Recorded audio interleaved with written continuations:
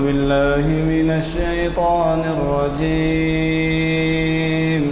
بسم الله الرحمن الرحيم. تبارك الذي بيده الملك وهو على كل شيء قدير. الذي خلق الموت والحياة ليبلوكم أيكم أحسن عملا وهو العزيز الغفور. الذي خلق 7 سماوات طباقا ما ترى في خلق الرحمن من تفاوت فارجع البصر هل ترى من فطور. صدق الله العظيم. اکبر لا الہ الا اللہ واللہ اکبر اللہ اکبر وللہ الحمد. سبحان ذی الملک والملکوت سبحان ذی العزت والعظمت والہیبت والقدرت والکبریاء ذو الجلال والکمال والجبروت. سبحان الملک المقصود سبحان الملک المعبود سبحان الملک الموجود سبحان الملک حی الذی لا ینام ولا یموت ابدا ابدا. سبوح قدوس ربنا ورب الملائکۃ والروح. محمد رسول اللہ علیہ الصلاۃ اللہ هو سید الکون سید الانس والجن. هو رسول صادق وهو انسان کامل. اللهم صل وسلم وزد وبارك عليه. فيا أيها الناس قال الله تبارك وتعالى في القرآن المجيد اقرأ باسم ربك الذي خلق. وقال نون والقلم وما يسطرون. قال النبي صلى الله عليه وسلم طلب العلم فریضۃ علی کل مسلم و مسلمہ. معزز سامعین اکرام، ابھی میں نے جن آیات کریمہ کی تلاوت کی ہے اور جس حدیث نبوی صلی اللہ علیہ وسلم کو دہرایا ہے، پہلی آیت کلام مجید کی وہ وحی ہے جو نبی کریم صلی اللہ علیہ وسلم پر نازل ہے، اولین وحی. اور اس وحی کے ذریعے اللہ رب العزت نے پڑھنے کا ہم کو حکم دیا. اور دوسری آیت کریمہ نون والقلم، اس میں اللہ رب العزت ہم کو لکھنے کے بارے میں. اور پھر اس کے بعد میں نے نبی کریم صلی اللہ علیہ وسلم کی اس حدیث مبارکہ کو پڑھا ہے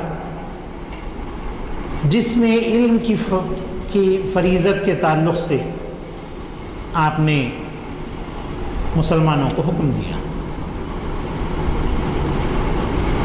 حضرات، میرا آج کا عنوان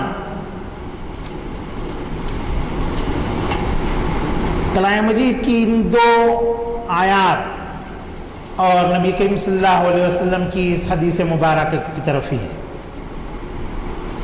دراصل عنوان قرآنی خطاطی نہیں بلکہ عربی خطاطی عہد اسلام. تھوڑا سا میرے بولنے میں اور ٹیلی فون پر بات کو سننے میں جو ہے اونچ نیچ ہو چکی ہے اس میں. حضرات،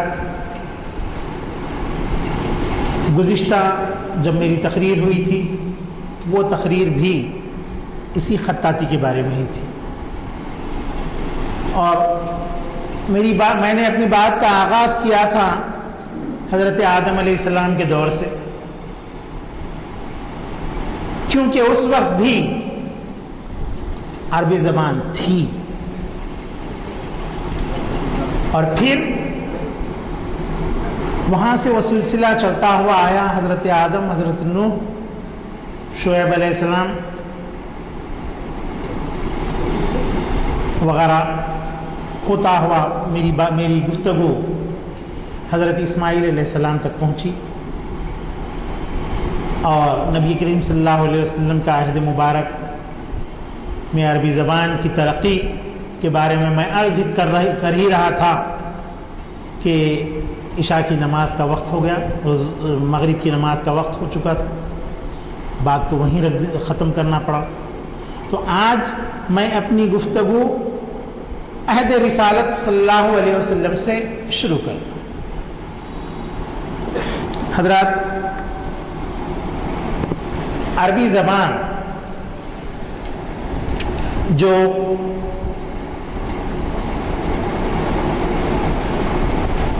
عہد آدم سے شروع ہوئی تھی، لیکن پھر اس زبان کی ترویج حضرت اسماعیل علیہ السلام کے پوتے نیابت کے عہد سے شروع ہوئی، تو اس وقت اس زبان کا جو پہلا کاتب تھا وہ حمیر بن سبا تھا۔ حمیر بن سبا نے عربی زبان کے حروف ابجد، جن کی ترتیب آج کی طرح الف ب ت سے جیم ہے خے دال زال نہیں تھی، بلکہ اس وقت اس کی جو ترتیب تھی الف ب جیم دال، یعنی ابجد، اس کے بعد حوض ہے واو زے، اس کے بعد ہتی کلیمن صافس خرشت، یہ اس کی ترتیب تھی۔ موجودہ جو ترتیب ہے الف ب ت سے جیم ہے خے دال زال، یہ ترتیب ابن مخلا کی ایجاد کی۔ ابن مخلا نے تمام وہ حروف تہجی جو ایک دوسرے سے مشابہ رہتے ہیں ان کو اثر نو اس نے عہد عباسیہ میں، خلافت عباسیہ میں نئے سرے سے ترتیب دی۔ تو میں یہ عرض کر رہا تھا کہ عربی زبان کا جو سب سے پہلا کاتب تھا وہ حمیر بن سبا تھا، اور حمیر بن سبا ہیرا کا رہنے والا تھا، مکے کا رہنے والا تھا۔ اس نے میں برابر کہہ رہا ہوں وہ کوفے کا رہنے والا تھا، دراصل کوفے کا قدیم نام ہیرا ہے۔ بعد میں سن 17 ہجری میں جب اسلام آ گیا اور نبی کریم صلی اللہ علیہ وسلم کی ہجرت ہو کر کو ہجرت فرمائے ہوئے 17 برس گزر چکے تھے، اس وقت آپ کے کوفہ آباد ہوا، ورنہ اس سے پہلے اس مقام کا نام ہیرا تھا، اور اسی لحاظ سے وہاں پر جو خط جاری تھا وہ خط ہیری کہلاتا ہے، اور اس خط کا بانی، اس خط کا موجد حمیر بن سبا تھا۔ حمیر بن سبا سے حرب بن امیہ نے سب سے پہلے عربی خطاطی سیکھی، جو مکہ مکرمہ کے رہنے والے تھے،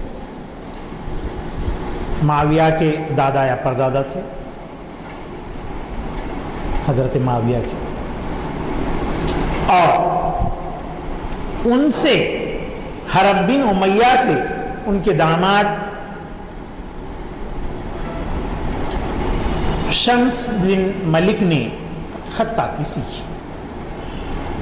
اس طرح عربی خطاطی مکہ مکرمہ میں حرب بن امیہ کے ذریعے سے پہنچی، اور رفتہ رفتہ یہ خط یہاں پر پروان چڑھتا رہا، اور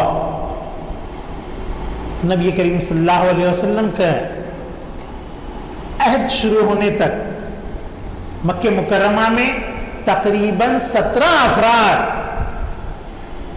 ایسے تھے جنہیں عربی خطاطی پر عبور تھا۔ انہی میں حضرت خلیفہ دوم حضرت حضرت عمر رضی اللہ تعالیٰ عنہ، خلیفہ سوم حضرت عثمان رضی اللہ تعالیٰ عنہ، خلیفہ چہرم حضرت علی رضی اللہ تعالیٰ عنہ، اور مختلف اصحاب۔ اور جب نبی کریم صلی اللہ علیہ وسلم ہجرت کر کے مدینہ پہنچے تو وہاں پر 5 حضرات جو مدینہ طیبہ کے رہنے والے تھے وہ فن خطاطی سے واقف۔ اب دیکھیے اس وقت جو عربی خط کی نوعیت تھی اس طرح کی نہیں تھی جیسا کہ آج ہم دیکھتے ہیں، بلکہ گزشتہ لیکچر میں جو اصحاب تھے یہاں پر میں انہیں جو ہے اس اولین وحی کی جو ہے تصویر دکھایا بھی تھا۔ اگر کوئی کچھ نئے اصحاب ہیں تو وہ اس کے اندر دیکھ سکتے ہیں، لیکن حضرات یہ واپس دینا ہے آپ کو، اور یہ فروخت کی بھی نہیں ہے، لے لو ذرا سب کو دے دیجئے، لیکن واپس دیجئے۔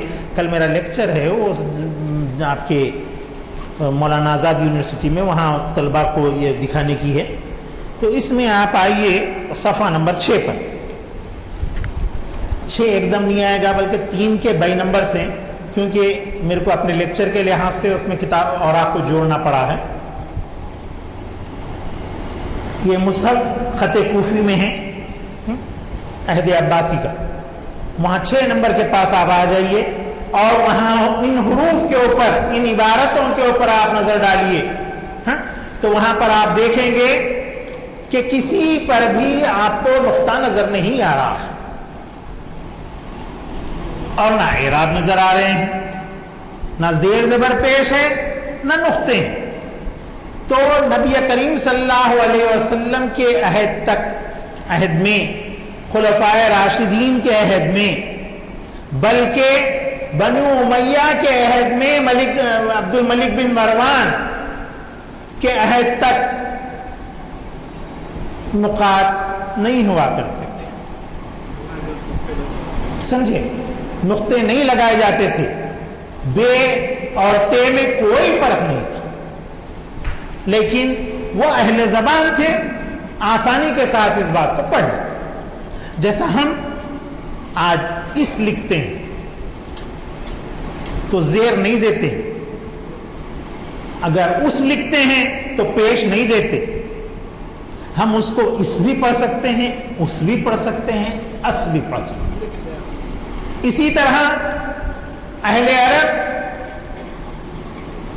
عبارتوں کے اوپر، جملوں کے اوپر نہ تو نقطے دیتے تھے اور نہ اعراب دیتے تھے۔ تو نبی کریم صلی اللہ علیہ وسلم کے عہد میں، خلفائے راشدین کے عہد میں، بلکہ حضرت معاویہ کے دور میں اور ان کے بعد کے بھی خلفاء کے دور میں اعراب اور نقطے نہیں ہوتے تھے،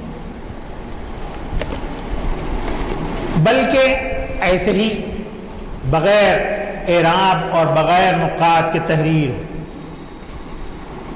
پھر ان کی ضرورت کیوں پڑی؟ نبی کریم صلی اللہ علیہ وسلم کے جو خطوط ہیں، آپ صلی اللہ علیہ وسلم نے مختلف ممالک کے حکمرانوں کو جو خطوط روانہ فرمائے تھے وہ خطوط بھی خط ہیری میں لکھے، اور ان پر بھی نہ تو اعراب ہیں اور نہ نقطے۔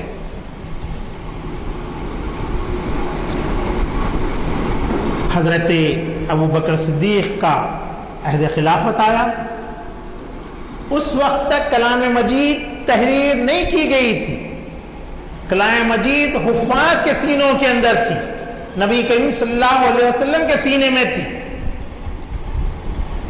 لوگوں کے رائٹنگ کے اندر نہیں آئی تھی. سمجھے؟ تو ہوا یہ جنگ یمامہ میں 700 ایسے افراد شہید ہو گئے جو کلام مجید کے حافظ تھے. حضرت عمر رضی اللہ تعالیٰ عنہ کو بڑی تشویش ہوئی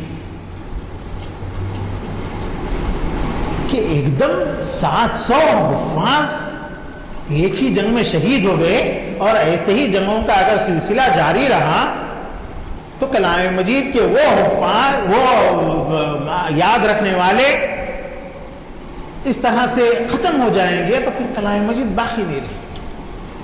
تو انہوں نے خلیفۃ المسلمین حضرت ابوبکر صدیق رضی اللہ تعالی عنہ کو تجویز پیش کی کہ کیوں نہ کلام مجید کو ضبط تحریر میں لایا جائے.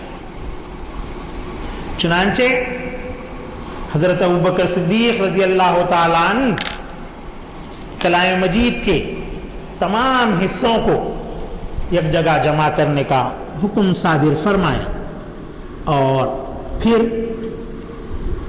جو ہے وہ تمام حصے جو عہد رسالت میں ہڈی کے اوپر، چمڑوں کے اوپر، درخت کی چھال کے اوپر، کپڑے کے اوپر، ٹاٹ کے تھیلوں کے اوپر تحریر کیے ہوئے تھے، وہ سب کی سب یک جگہ، وہ تمام مواد یک جگہ کر کے آپ نے جو ہے زید بن ثابت رضی اللہ تعالی عنہ کو حکم دیا کہ آپ قرآن کو تحریر فرمائیں،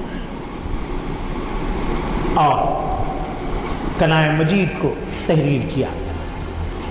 اب یہ تحریر جو انجام دی گئی، یہ تو پرزوں پر تھی کلام مجید کی آیات. گزشتہ مرتبہ میں دکھایا اونٹ کے شانے کی ہڈی کے اوپر سورہ اقرا بسم ربک الذی خلق، وہ توپ خافی میزی میں موجود تھی، اس کی شکل میں آپ لوگوں کو دکھایا. تو اس طرح سے تمام آیات علیحدہ کچھ 4-5 آیات، یعنی وہی جس طرح سے نازل ہوتی تھی. حضرت جبرائیل علیہ السلام آ کر نبی کریم صلی اللہ علیہ وسلم کو جتنی آیات سناتے تھے، آپ وہی آیات کو جو ہے کاتبین کو بلا کر تحریر فرما دیں. تو وہ بے ترتیب تھی. اب قرآن کی ترتیب صحیح طور پر اگر تھی تو سرکار دو عالم صلی اللہ علیہ وسلم کے سینے اقدس میں اور حفاظ کرام کے سینے، تو حفاظ کی بھی ایک ٹولی، ایک جماعت جو ہے اس کام کے لیے تشکیل دی گئی، اور آیات کو، قرآنی آیات کو اسی ترتیب سے جو ہے لکھا گیا جیسا کہ حفاظ کے سینے میں محفوظ تھا. اس طرح کلام مجید کا ایک نسخہ تیار ہو. تو اب جب یہ تیار ہو گیا تو بات یہ پیدا ہوئی کہ اس کو کیا کہا جائے.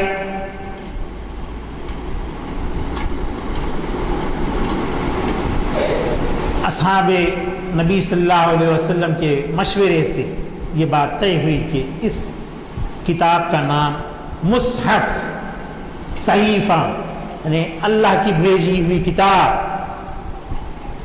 تو مصحف اس کا نام دیا. آج بھی لائبریریوں میں قرآن کی جو درجہ بندی کی جاتی ہے فنواری، جیسا تاریخ ہے، جغرافیہ ہے، تفسیر ہے، حدیث ہے، تو ویسے ہی قرآن کے لیے جو سبجیکٹ ہے وہ سبجیکٹ مصحف لکھا جاتا ہے. ہم جیسا قرآن مجید کہتے ہیں، قرآن مجید نہیں بلکہ مصحف لکھا ہے. سالار جنگ میوزیم کے کتاب خانے میں بھی اس کی ترتیب جو دی گئی ہے، جو فن میں کی گئی ہے، وہ مصحف میں کی. تو اس طرح اس کو مصحف کا نام دیا گیا، اور کلام مجید کا یہ نسخہ ام المومنین حضرت حفصہ رضی اللہ تعالی عنہا کے پاس محفوظ کرا دیا. اور پھر اس کے بعد ہوا یہ کہ حضرت عثمان رضی اللہ تعالیٰ عنہ کے دور میں اسلام یورپ میں بھی پہنچ گیا، اہل روم بھی اسلام قبول کر لیے، اہل افریقہ بھی اسلام قبول کر لیے، ہندوستان کے اندر بھی اسلام داخل ہو گیا۔ اب یہ غیر عربی علاقوں کے اندر اسلام پہنچ تو گیا، لیکن وہاں کے لوگوں کو عربی پڑھنے میں جو ہے روانی نہیں تھی، اور اس پر نقاط اور اعراب نہیں ہونے کی وجہ سے کئی غلطیاں ہونے لگی۔ چنانچہ میں ابھی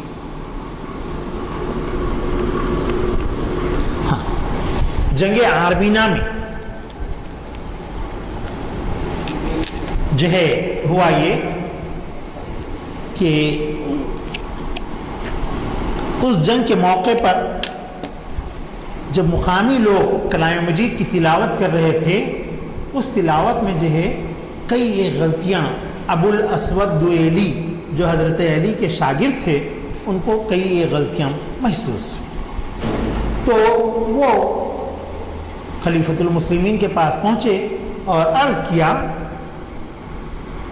کہ میں نے جنگ آرمینیہ کے موقع پر چند لوگوں کو اس طرح کلام مجید غلط پڑھتے ہوئے سنا، لہذا میں یہ چاہتا ہوں کہ ان عبارتوں کے اوپر، ان آیات کریمہ کے اوپر اعراب لگائے جائیں تاکہ غیر عرب اس کو آسانی سے پڑھ سکیں۔ سمجھے؟ تو چنانچہ اس وقت پہلی مرتبہ اعراب کے لیے جو ہے نقطے استعمال کیے گئے۔ اب جو موجودہ اعراب ہیں زبر، زیر، پیش، تشدید، جزم، یہ نہیں تھے، یہ تو بات کی ایجاد۔ اس وقت ابو الاسود دوئیلی نے جو اعراب وضع کیے وہ نقطے کی شکل کے تھے، اگر اوپر نقطہ دے دیا گیا تو وہ زبر شمار کیا جاتا تھا، اگر نیچے دیا گیا تو وہ زیر شمار کیا جاتا تھا، اور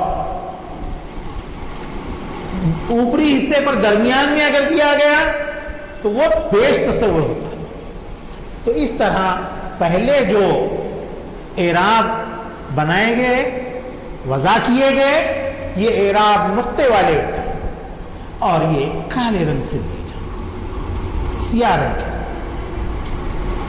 اب اس کے بعد سلسلہ ایسے ہی چلتا رہا، آگے بڑھتا رہا۔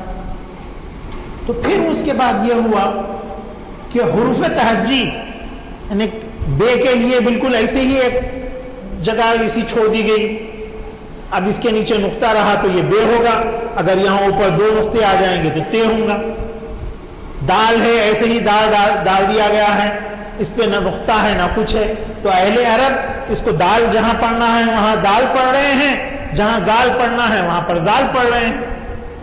لیکن اجمیوں کو یعنی اہل ہند کو، اہل ایران کو اور دوسرے علاقے کے لوگوں کو اس کو زال پڑھنے میں دشواری ہو رہی ہے، نہیں پڑھ سک پا رہے ہیں، تو اس پر جو ہے ایک نقطہ بنایا گیا۔ تو یہ عمل بعد میں ہوا، یہ عمل بعد میں ہوا، اور یحییٰ بن یعمر اور نصر بن عالم نے جو ہے یہ اعراب والے نقطے وضع کیے۔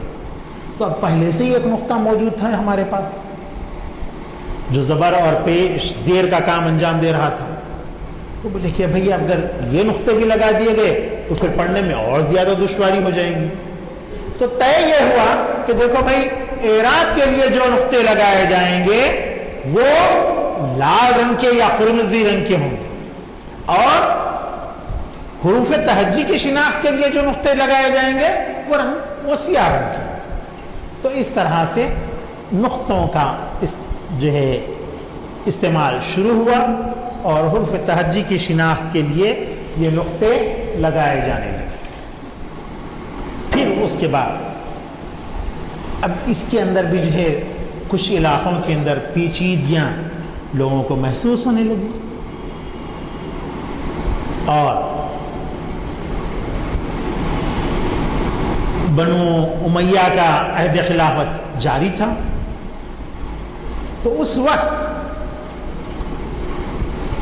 ولید بن عبد الملک اموی خلیفہ نے عربی خطاطی کو بہت فروغ دیا. بیت المقدس کے اوپر آج بھی جو تحریر خط کوفی کے اندر جو ہے اطراف جو انجام دی ہوئی ہے وہ تمام کی تمام ولید بن عبد الملک کے عہد میں انجام پائی ہوئی خطاطی. تو اس طرح سے ولید بن عبد الملک کے عہد میں حجاج بن یوسف نے موجودہ اعراب ثلاثہ زبر، زیر، پیش، تشدید، تنوین وغیرہ سب وہاں پر جو ہے تشکیل دیے گئے اور حروف کے اوپر لگائے جائیں. تو اس طرح سے عربی رسم الخط جب مکمل ہوا اور پھر عہد رسالت مآب صلی اللہ علیہ وسلم میں کلام مجید کی جو خطاطی کی جاتی تھی، جو کلام مجید تحریر کیا جاتا تھا، وہی طرز تحریر سب آگے بڑھتا رہا، ویسے ہی شامل رہا. صرف اس میں جو ترمیم اور تبدیلی ہوئی، جو اضافے ہوئے، وہ اضافے نقطوں کے ہیں اور اعراب کے. آج ہم زکوٰۃ لکھتے ہیں زے، کاف، واو، الف، تے، زکوٰۃ. حالانکہ اردو میں لکھنے والے زکوٰۃ اس طرح سے نہیں لکھتے. زے، کاف، الف گولتے لکھتے ہیں یا آمتے لکھتے ہیں. سلوات لکھا جاتا ہے لیکن پڑھا سلاد جاتا ہے. تو یہ ترتیب نبی کریم صلی اللہ علیہ وسلم کے عہد کی ترتیب ہے. وہی ترتیب میں آج بھی تحریر ہوتا ہے، صرف اضافے جو ہوئے ہیں یہی. اس عہد میں فے کے لیے کوئی نقطہ نہیں دیا جاتا. جب اسلام افریقہ میں پہنچا تو اس وقت اہل افریقہ نے فے اور قاف میں تمیز کے لیے ایک نقطہ وضع کیا اور فے کو نقطہ نہیں دیا جاتا تھا، قاف کو البتہ نقطہ دیا جاتا تھا. آپ کو میں اس کتاب کے اندر اپنی دکھاتا ہوں. آپ آ جائیے صفحہ نمبر 10 ہوں گا غالباً، صفحہ 10 میں خط مغرب ہے.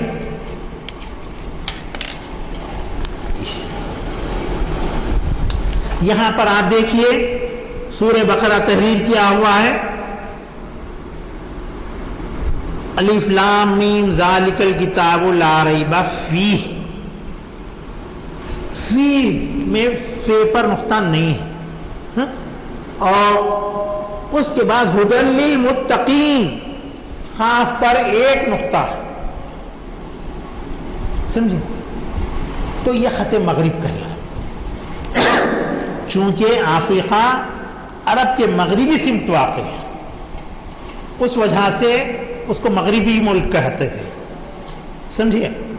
اور وہاں پر جو خط وضع ہوا، تشکیل پایا، ترویج پایا، وہ خط مغرب کہلاتا. سمجھے؟ تو یہ خط مغرب کہلاتا.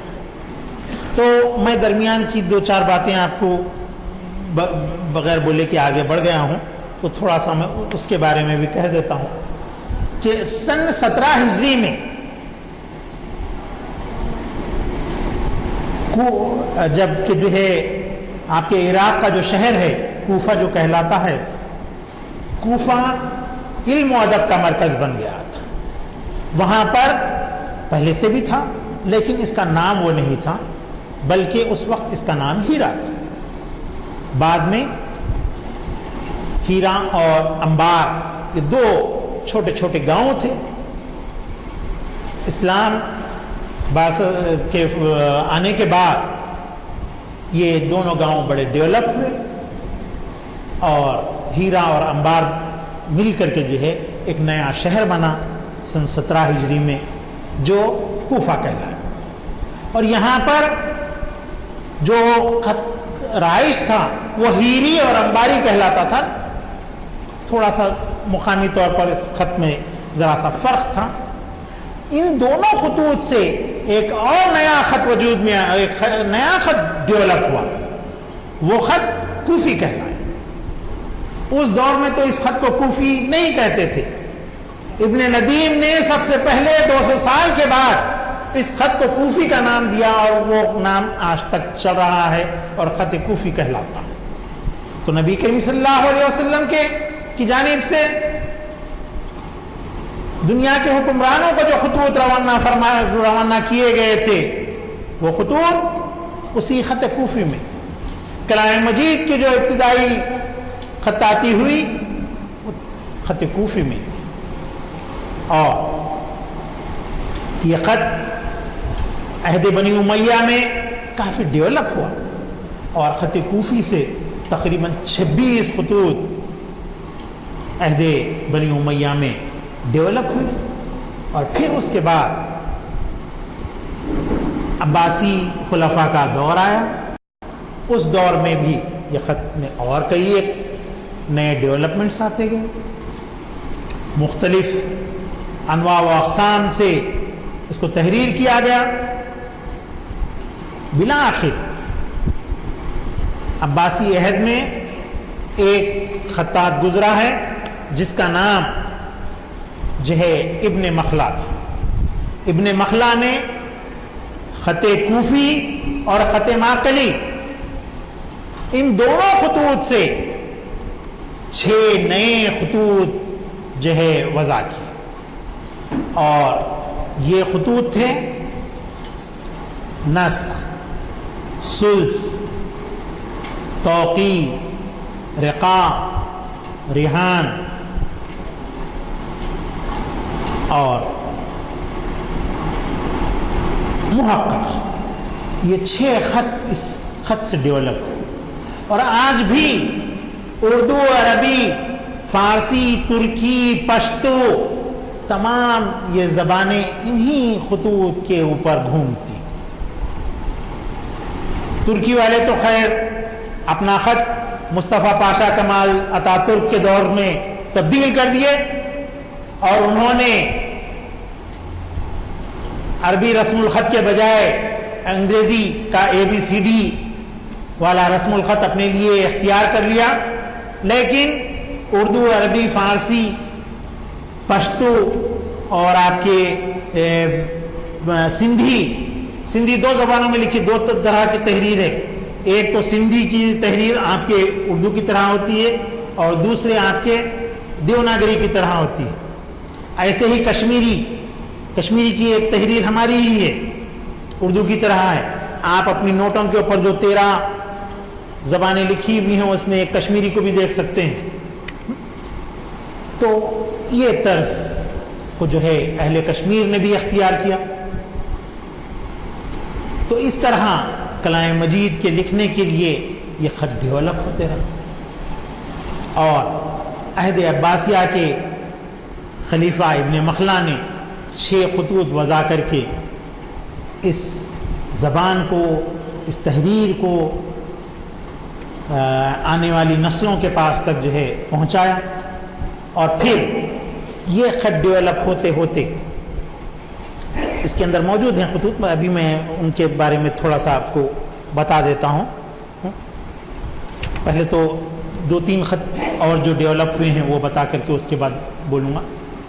اس کے بعد اہل ایران نے بھی, جہاں اہل عرب نے 6 خطوط وضع کیے تھے, اہل ایران نے اس کے اندر اضافہ کیا. اس میں سب سے پہلا جو خط رائج ہوا وہ خط تعلیق تھا, اور پھر اس کے بعد مرتضیٰ قلی شاملو نے شکستہ خط وضع کیا, حسن بن حسین فارسی نے تعلیق وضع کیا. اہل ایران کی اس طرح سے 2 خط ہوئے. پھر تیسرا خط بھی خط شفیہ مرزا شفیعی کا ایجاد کیا ہوا ہے, جو مرتضیٰ قلی شاملو کا میر منشی تھا. اس نے جو خط وضع کیا وہ خط اسی کے نام سے منسوب ہوا، وہ شفیعی کہلاتا۔ تو اس طرح اہل ایران نے 3 خطوط وضع کی، اور پھر تعلیق اور نسخ ان 2 خطوط کو ملا کر ایک اور خط وضع، وہ خط ہے خط نستعلیق۔ آج ہماری کتابیں، اخبارات وغیرہ جو جس خط میں تحریر کیے جاتے ہیں وہ خط نستعلیق، سمجھے۔ اور پھر ہندوستان میں شیر شاہ سوری کے دور میں ایک اور خط وضع ہوا، یہ خط بہار کہلاتا۔ تو یہ کتابیں میں پھر آپ کے پاس تک پہنچا دیتا ہوں، تو اس کو دیکھیے آپ لوگ، اس میں اور کچھ خطوط ہیں وہ میں آپ کو دکھا رہا ہوں، ہر لائن میں ایک ایک رکھ لیجئے۔ پیچھے والے حضرات کوئی ذرا میاں پہنچا پاؤ آگے، ہر لائن میں ایک دے دیجئے، لیکن دیکھ کے ذرا واپس دے دیجئے مجھے، یہ بسم اللہ کا چھوڑ دیجیے۔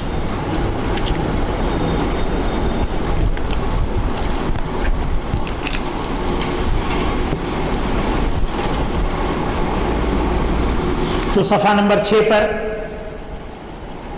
خط جو ہے کوفی ہے، اور پھر اسی کے پاس اوپر سورہ اخلاص بخط شکستہ ہے، اور پھر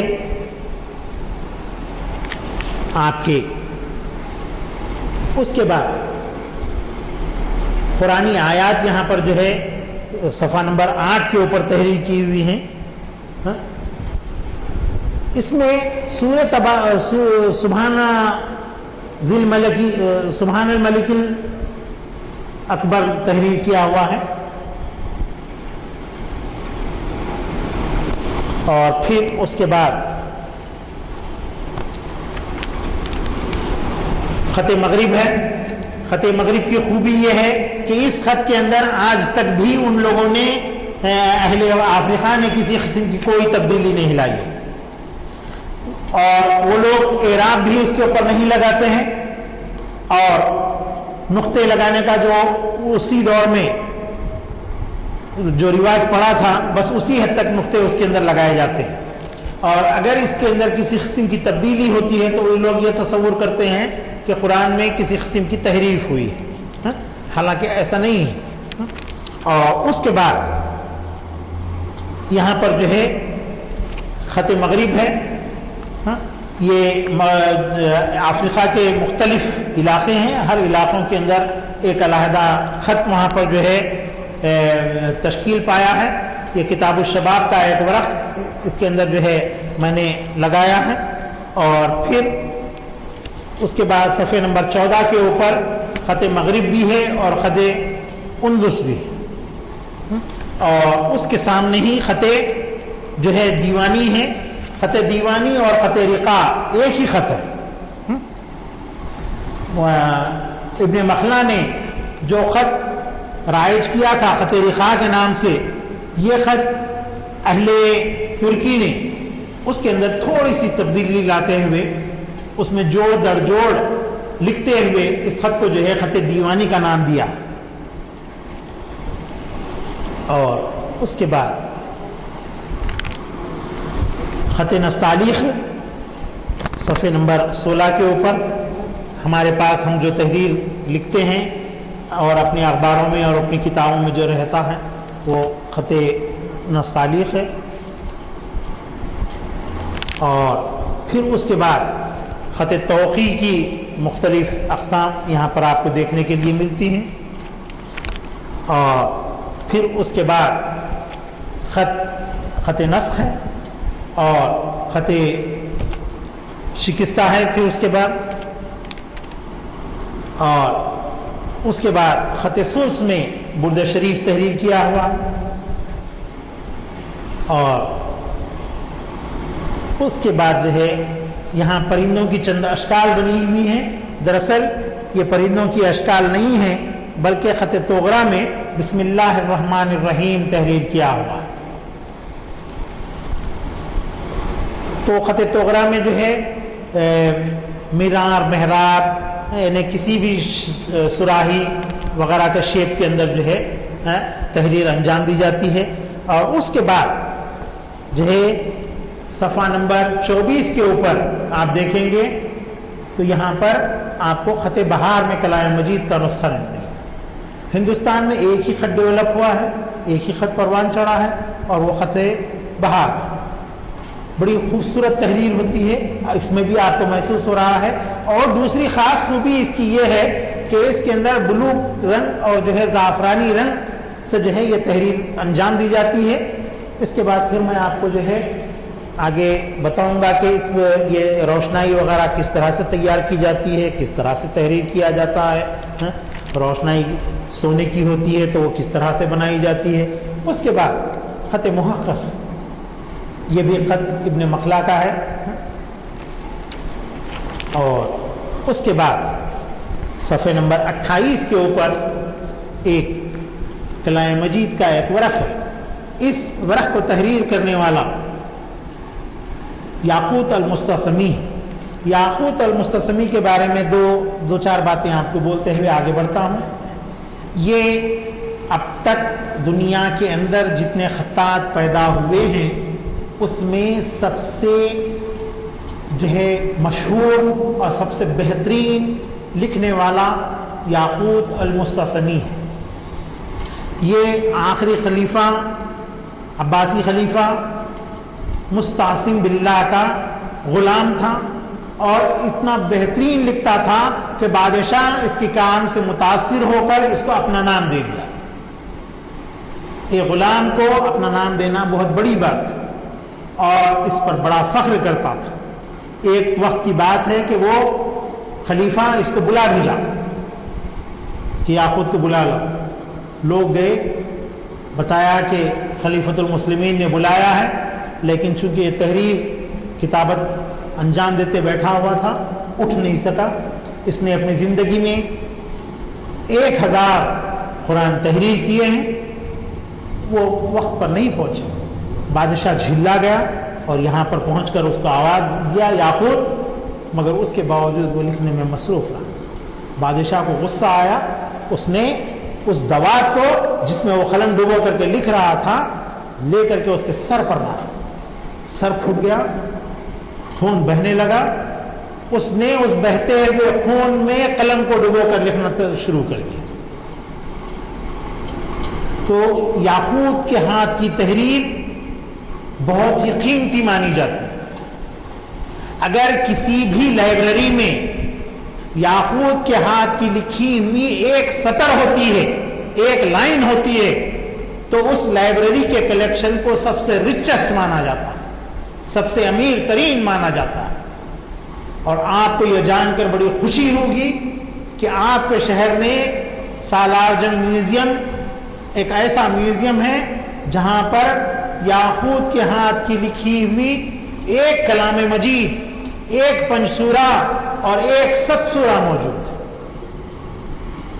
کہ بڑی فخر کی بات ہے کہ ہمارے شہر میں یاقوت کے ہاتھ کے 3 نسخے موجود ہیں. اب خطاطوں کی ان تحریروں کے تعلق سے ان کی قیمت کیا ہوتی ہے میں آپ کو بتانا چاہتا ہوں. یاقوت کے خط کی قیمت بتانے سے پہلے میں ایک ایرانی خطاط میر علی حربی کی تحریر کے بارے میں کہتا ہوں. میر علی حربی ایران کا خطاط تھا. اس کو بادشاہ ایران نے شاہنامہ فردوسی کا جو شاہنامہ تھا اس کو خوبصورت تحریر کرنے کے لیے کہا. یہ اور 70,000 تومان اس کو نظر کیے. اس نے 70 لائنیں لکھی اور بادشاہ کو بھیج دی. بادشاہ کو غصہ آیا کہ میں 70,000 تومان دیا ہوں اور تو 70 لائن لکھ کر کے دے رہا ہے. اب آپ تو جانتے ہیں کاریگروں کا کیا حال رہتا ہے.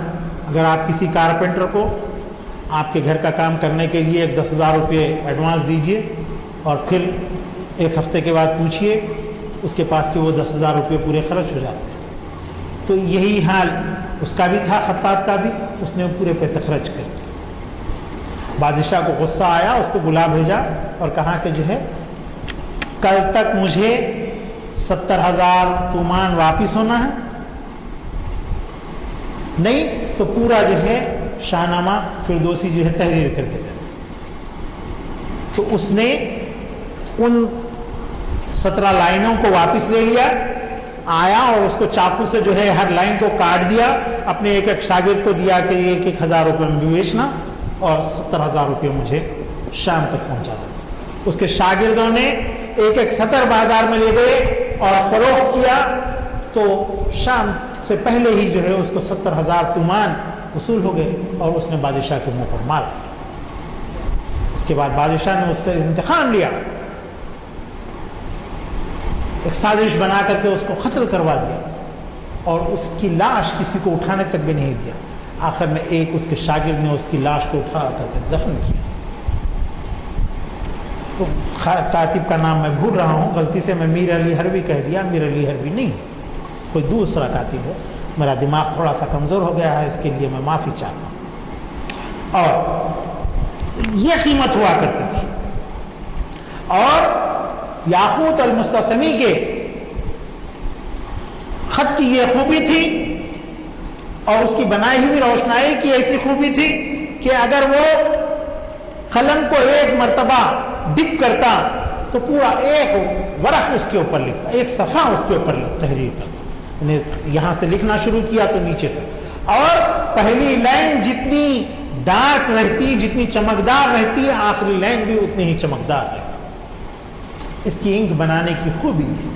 اور دوسری بات یہ ہے کہ اس کی لکھی ہوئی تحریر میں جو ہے خامیاں بہت کم آئی، جراثیم وغیرہ کے نقصانات بہت کم ہوئے ہیں، کیونکہ وہ جو روشنائی تیار کرتا تھا بہت ہی اعلیٰ قسم کی روشنائی تیار کرتا تھا، اس وجہ سے اس کا کاغذ خراب نہیں ہوتا۔ اور ذرا وقت کیا ہے بتائے آپ، تو میں آگے بولتا ہوں، میں دیکھ نہیں پا رہا ہوں۔ 10 منٹ ٹھیک نہیں، میں یہ چاہ رہا تھا کہ جو ہے اس کو لکھنے کے لیے جو روشنائیاں استعمال ہوتی ہیں اس کے بارے میں بولوں، پھر اس کے بعد پھر ایک اور موضوع بنا کے آگے پھر اس بات کو لے جا سکتا ہوں دوسرے لیکچر کے لیے۔ تو یہاں تک کے دور میں جو روشنائیاں بنائی جاتی تھیں وہ روشنائیاں انواع و اقسام کی۔ رسالت مآب صلی اللہ علیہ وسلم کے دور میں جو روشنائی بنائی جاتی تھی وہ کاربن بلیک ہوتی تھی۔ تیل کسی بھی چیز کا، بالعموم تل کا تیل ہوا کرتا تھا اور زیتون کا تیل ہوا کرتا تھا اس دور میں، اس کے ذریعے سے لیمپ چراغ تیار ہوتا تھا اور پھر روئی جلا کر کے جو ہے اوپر سے کاربن، اس کی جو دھواں وغیرہ نکلتا تھا وہاں پر جو ہے اس کو کسی برتن کے اوپر لے لیا جاتا تھا اور پھر اس میں تیل اور گون وغیرہ ملا کر کے جو ہے تحریر کرتے۔ یہ ابتدائی دور کی بات ہے۔ پھر اس کے بعد مختلف رنگ اور استعمال ہوئے، جیسا کہ کتھا وغیرہ ہے، تو یہ کتھا دراصل کبٹ کا جھاڑ جو ہوتا ہے ہمارے پاس، کبٹ کے جھاڑ کی کھال کو لے کر کے جو ہے اس کے ذریعے سے جو ہے اسے سکھا کر کے یہ کتھا تیار کرتے ہیں۔ تو ویسے ہی مختلف درختوں سے جو ہے مختلف ممالک کے اندر جو ہے لال رنگ کی روشنائی بنائی گئی، اور پھر اس کے بعد زمانہ اور ترقی کرتا گیا۔ عہد خلافت عباسیہ میں جو روشنائیاں تیار کی گئیں وہ بڑی قیمتی ہوتی تھی۔ وہاں پر جو روشنائی تیار کی گئی قیمتی پتھروں سے، جیسا کہ زمرد ہے، ہرے رنگ کا لیے زمرد کو پیس کر کے مہینوں پیسنا پڑتا تھا صاحب، ہاں ایک آدھ مہینے میں نہیں بلکہ 6 مہینے تک زمرد کو آپ کو گھسنے کے بعد وہ اس حالت میں آتا تھا کہ اس سے روشنائی تیار۔ شنجرف یا شنگرف کہیے، فارسی والے گاف سے پڑھتے ہیں، عربی والے جیم سے پڑھتے ہیں۔ لال رنگ بنانے کے لیے شنجرف یہ بھی قیمتی پتھر ہے جس کو ہم ہماری انگوٹھیوں وغیرہ میں لگاتے ہیں۔ زبرجد ہے، لیپس لازولی بلو رنگ تیار کرنے کے لیے آج بھی کہیں پر بھی بلو رنگ آپ کو نظر آتا ہے تو ہم کو بڑا بھلا محسوس ہوتا ہے. تو وہ زبرجد سے تیار ہوتا تھا, لیپس لازولی سے جو ہے وہ رنگ تیار کیا جاتا تھا اور مہینوں لگ جاتے تھے اس رنگ کو تیار کرنے, سمجھے. اور سفید رنگ ہے, سفید رنگ موتی سے تیار کیا جاتا تھا. سانچے موتی جو ہوتے ہیں, پرل جس کو ہم کہتے ہیں, صدف جس کو کہتے ہیں, در یتیم جس کو کہتے ہیں, اس سے تیار کیا جاتا تھا. اور گھٹیا قسم کا اگر سفید رنگ تیار ہوتا تھا تو وہ سیپ سے ہوتا تھا. تو آپ اندازہ کیجئے ایسے قیمتی پتھروں سے تیار کیے ہوئے کلام مجید کے نسخے, اس میں اگر یہ کسی ایک سے بھی تحریر کر دیا گیا تو بڑا قیمتی ہو گیا. ایک تو قرآن کی خود لا قیمت, اور پھر اس کے بعد ادھر ہے تو کم یا ادھر سے بھی لے لو, اور اس کے بعد جو ہے پھر یہ چیزوں کا استعمال عام طور پہ لوگوں میں یہ ہے کہ بھائی بعض لوگ جو ہے قرآن کے سونے کے پانی سے بھی تحریر دیکھتے ہیں, اس کو قیمتی تصور کرتے ہیں. سونے کی کوئی قیمت نہیں ہے سر. سونا میں تو سمجھتا ہوں کہ کوئی بھی شخص یہاں پر ایسا نہیں ہوگا جس کے گھر میں سونا نہیں ہے, لیکن کسی کے پاس زمرد ہے, کسی کے پاس زبرجد ہے نہیں. یہ سب سے قیمتی روشنائیاں ہوتی ہیں جو ان قیمتی پتھروں سے بنائی جاتی. سونے کا کیا ہے, کچھ بھی نہیں. چاندی کا ورق دیکھے نا, زردے کے اندر بھی ملتا, میٹھے والا بھی لگاتا, دعوت ہوئی تو جو ہے ہم کھانے کے اوپر بھی لگا دیتے ہیں, سالن پہ میٹھے پہ بھی لگا دیتے ہیں. ایسے ہی سونے کا بھی ورق ہوتا ہے. آپ منا لال دواساز کے پاس جائیے, مل جاتا. میرا جہاں تک خیال ہے ایک ورق 450 یا 500 کا ہوں گا, بالکل جیسا چاندی کا رہتا ہوگا سونے کا رہتا. وہ ورق کو لے لیجئے, ہون دستہ ہوتا ہے, آپ اس میں ڈال دیجئے. موٹا نمک لیجئے, اس میں ڈال کے اب اس کو پیسیے, سونے کا ورق کا پاؤڈر بن جاتا. سونے کی جو روشنائی بنائی جاتی ہے ایسے ہی بنائی جاتی ہے. اس ورق کو نمک ڈال ڈال کر کے پیستے رہتے ہیں. جب وہ باریک پاؤڈر بن گیا تو پھر اس میں اور مزید نمک ملاتے ہیں, پھر پیستے ہیں. ورنہ پھر خالی آپ سونے کے پاؤڈر کو پھر کوسنے بیٹھیں گے, پیسنے بیٹھیں گے تو وہ سالڈ بن جائیں گا. پھر نمک ڈالنا, کوٹنا, پھر اس کو پانی میں ڈال دیتے ہیں. نمک زیادہ ہو جاتا ہے, پانی میں نمک گھل جاتا, سونے کا برادہ نیچے جمع ہو جاتا. پھر اس برادے کو لیتے ہیں, سوکھنے ڈالتے ہیں, پھر اس کے بعد نمک ڈالتے جاتے ہیں, پیستے ہیں. تو اس طرح 1 مہینہ پیسنے کے بعد ایسا مہین پاؤڈر تیار ہوتا ہے کہ اس کو گم ارد میں مکس کرتے ہیں. اس کے بعد جو ہے قرآنی تحریر انجام دیتے ہیں. اس طرح جا کر کے جب جو ہے کوئی کتاب قرآن مجید وغیرہ جو ہے مطلع و مذہب تیار کی جاتی ہے. تو انشاءاللہ اس کے بعد کہ کبھی لیکچر میں آپ کو جو ہے خطاطی پھر یہ کس طرح سے آگے بڑھی, یہ جو خطوط رہے وہ خطوط کی تفصیل بتاتے ہوئے بات کو آگے بڑھاؤں گا. اور اللہم صلی علی سیدنا مولانا محمد بعدد من صلی وسلم وصلی علی سیدنا مولانا محمد بعدد من خادا وقام.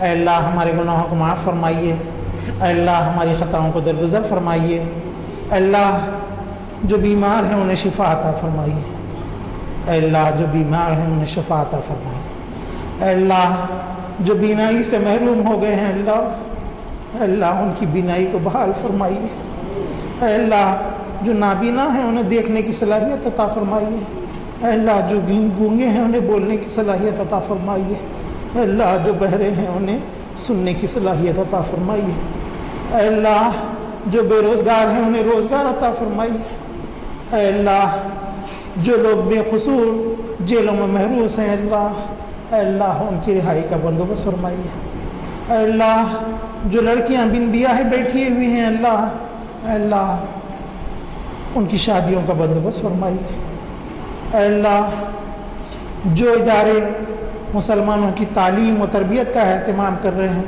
اے اللہ صبر و استقامت کے ساتھ ان کو جو ہے اس خدمت کو ادا کرنے کی توفیق عطا فرمائیے. صلی اللہ تعالی علی خیر خلقہ وآلہ وصحبہ اجمعین برحمتک یا ارحم الراحمین والحمد للہ رب العالمین.